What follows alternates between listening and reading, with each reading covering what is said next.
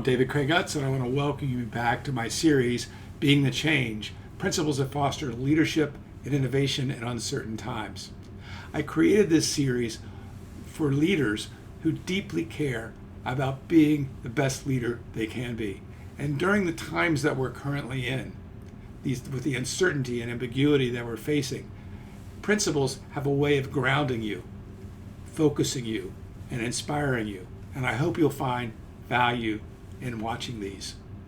Now this week I was going to do a video on the principle of vision, but last week's experience with the election created a new idea. I wanted to speak to what last week taught me about my work around executive presence, and quite frankly, how the video was spawned by me losing mine. You see, typically I watch a handful of times a week. I check in on the news. Last week, that went out the window.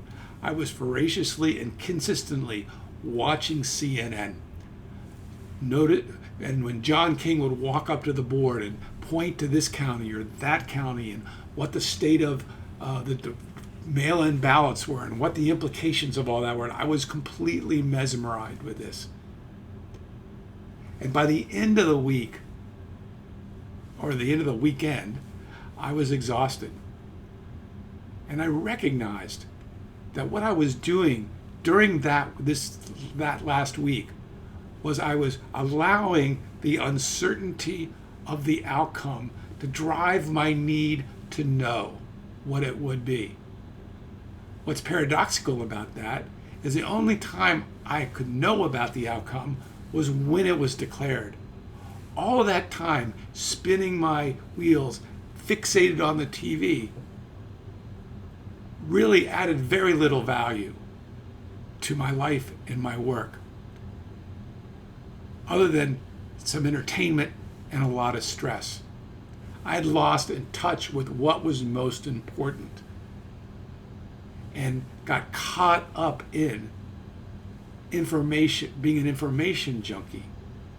In a sense, my intellect was spun up, and the more I got information, the more it wanted. Now, what does this have to do with leadership? What does this fixation that caused me have to do with executive presence? My own experience of getting caught up in the uncertainty and the need to know relates to two of the biggest challenges I see my clients having. Number one, having to make decisions in the face of not knowing all the information they'd like to have, and the ensuing anxiety that can come from that. Number two, and related, is undervaluing their own presence as leaders. So let's speak to the first one.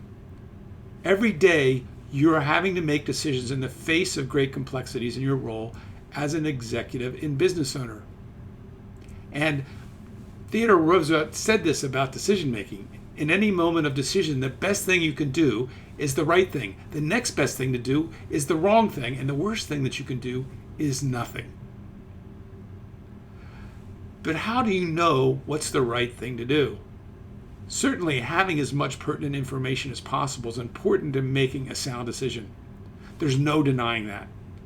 Yet, given the time restraints or lack of access to additional information, we still have to make the decisions that also integrate our heart and gut instincts. As you become more aware of how to integrate your intellect, your heart, and your gut, you learn to become a more conscious decision maker. And as you learn, your decision-making process becomes more effective. For example, you learn when to let go of the need for more information and to trust yourself. A powerful way to learn to trust your heart and gut instincts more is to develop your executive presence. And as I mentioned, before working with me, most of my clients undervalue the simplicity of just being present. But once they realize the power of presence, that all changes. So you'll see at the center of my authentic, courageous leadership model is expanding executive presence. It's placed there on purpose because it touches and influences every other leadership competency. So executive presence, what is it? It's the ability to bring your attention fully to each moment. And its benefits are massive. As you build executive presence, you'll be able to gain more control over your attention and focus. Be more attentive to others and enhance your ability to listen. Be more authentic, which engenders trust of those around you. Be calmer and more resilient, even in the face of great uncertainty and ambiguity. And be able to respond to a broad array of situations more effectively. Now, fundamental to developing executive presence involves growing your self-awareness. Now, self-awareness involves becoming aware of the self in you that is already always aware. We tend to see ourselves as thinking beings, but thinking is secondary to awareness. After all, you can be aware of your thinking, but you can't think your way into awareness. Thus, awareness is primary. Presence is only undervalued because we don't understand this. Said even more boldly, without awareness, you would experience nothing. You'd never get out of bed, let alone lead a business forward. So befriending your awareness allows you to be more agile and adaptive in these increasingly ambiguous and fast-changing times. So if this piques your interest and you want to explore executive presence a little more deeply, I'd like to offer access to my free Foundations of Executive Presence mini course. And you can find a link below that will allow you to gain access to that course.